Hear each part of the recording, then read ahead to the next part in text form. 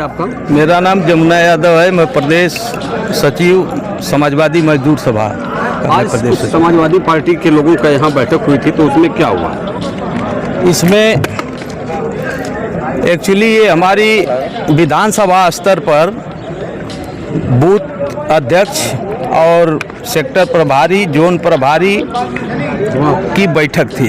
इसमें हम बूथ प्रबंधन को लेकर के इसमें मंथन कर रहे थे कि हमारा बूथ कैसे मजबूत हो, हम जो मतदाता बढ़ाए जा रहे हैं उस पर हमको काम कैसे किया जाए।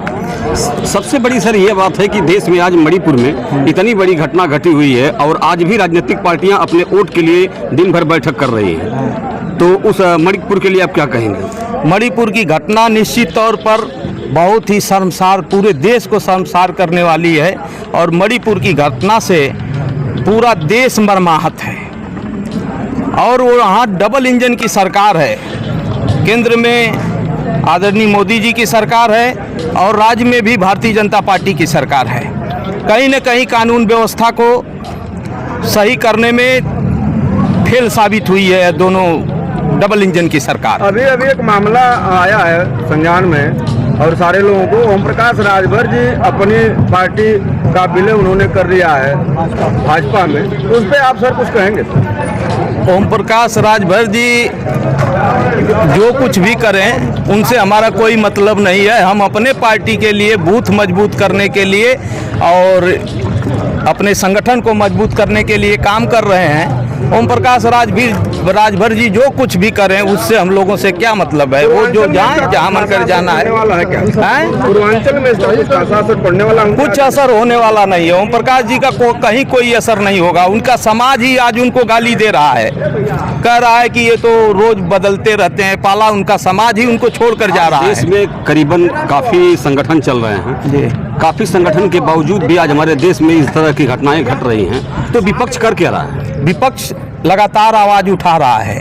विपक्ष सदन से लेकर के सड़क तक इस आवाज को उठा रहा है कि मणिपुर जल रहा है, हमारा प्रधानमंत्री क्यों चुप है। जब सुप्रीम कोर्ट के सीजीआई ने उस पर एक्शन लिया तब जाकर के माननीय प्रधानमंत्री जी अपने मुंह को खोले।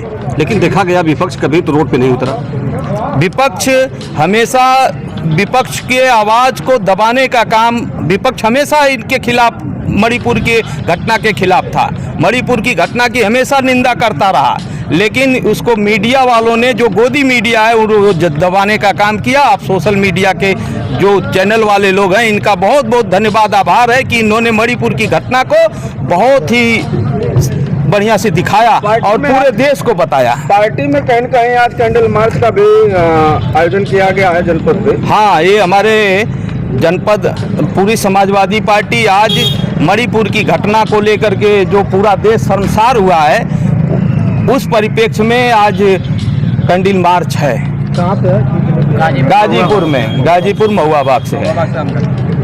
कि हम लोग, हमारा संविधान, हमारा लोकतंत्र खतरे में, हम लोग खतरे में, नौजवान है, नौजवानों का रोजी और रोटी छीनी जा रही है, किसानों का हक छीना जा रहा है, अस्पतालों में दवाइयाँ नहीं मिल रही है, शिक्षा नहीं मिल रही। कहाँ हमारे आने वाली पीढ़ियाँ कहीं न कहीं आज़ादी के पहले वाली स्थिति होने जा रही है हमारे देश की। हमारा देश क्या कर रहा है इस पे हम लोग कर रहे हैं। इस पे हम लोग आपके माध्यम से कहना चाहता हूँ कि हमारा देश जागे, अति पिछड़े, दलित, नौजवान, किसान, मजदूर सब जागे। अगर नहीं जागेंगे तो आने वाली पीढ़ियाँ, हमारी नस्लें खत्म हो जाएगी और हम रोजी और रोटी के लिए तबाह हो जाएंगे।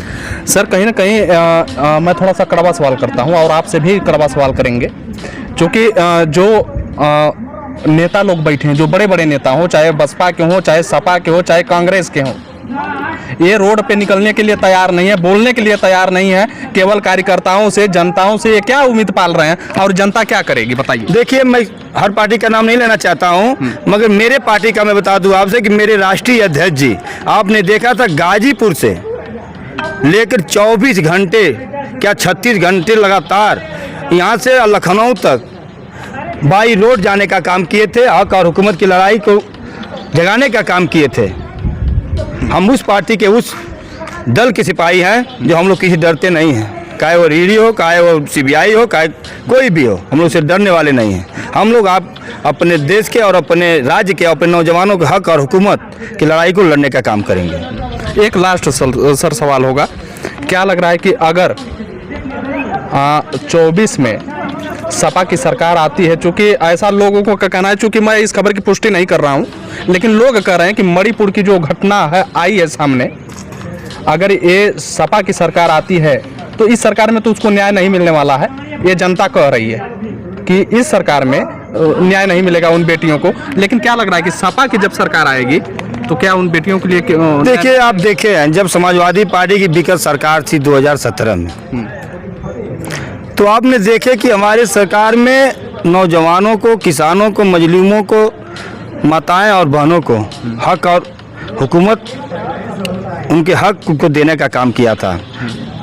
महिलाओं को, मेरी छात्राओं को कन्या विद्या धन देने का काम किया गया, छात्र को लैपटॉप देने का काम किया गया।